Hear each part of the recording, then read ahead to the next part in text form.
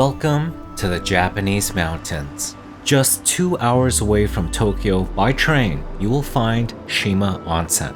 It's a hot spring town in the mountains of the Gunma prefecture. When you're done with your Tokyo and your Kyoto and your Osaka, as a traveler, let me show you why you need to get out of those overcrowded areas and really explore Japan. You'll be amazed at what you can find and what you can experience. So come along and let me show you.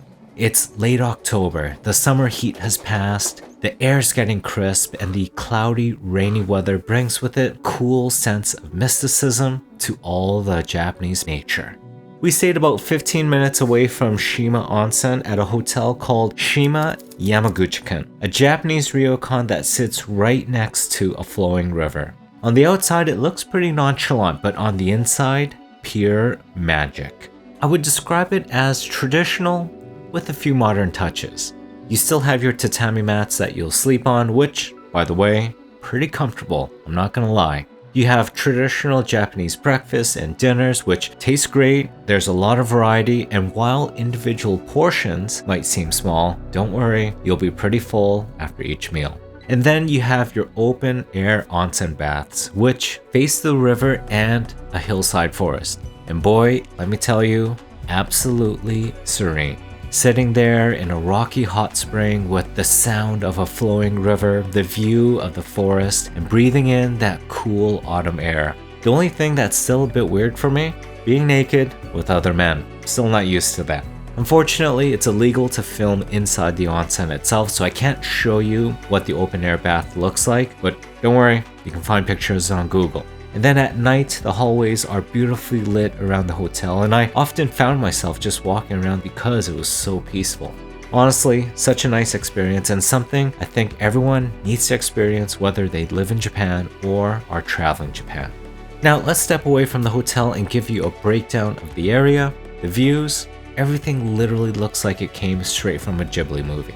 Buildings and paths are covered with vines, there's greenery literally everywhere, and hidden gems scattered all throughout. Like we managed to find a young couple that walked in between two random buildings in the middle of town that led to a small bridge that led to a foot bath on the other side of the river in the forest. If you're a nature person, even just a little bit, you're going to love it.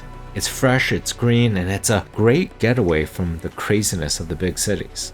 At Shima Onsen in the main town, there's a hotel that literally looks like the hotel from Spirited Away. Mark the spot because we're coming back to this at night. In this area, you're going to find cool things, whether it's a shrine that's literally becoming one with nature, or finding a small path down a hill to the river, or a footbath on the side of the road with water from a local hot spring. Great for a pit stop during or at the end of a long walk. And if you're up for a little adventure at night, you'll find all these towns dimly lit that either looks super Ghibli, aka picturesque, or looks like the beginning of a horror movie. But the hotel that we saw earlier, yeah, that hotel was one of the coolest things to see at night ever. It either looks like Spirited Away or the entrance to the Infinity Castle, one of the two.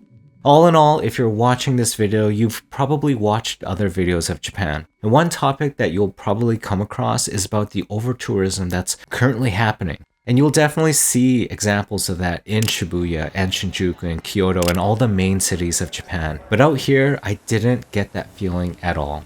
It was so peaceful, minus the occasional group of drunk Japanese salarymen. If anything, it didn't seem like many people lived around here, and the local population seemed older.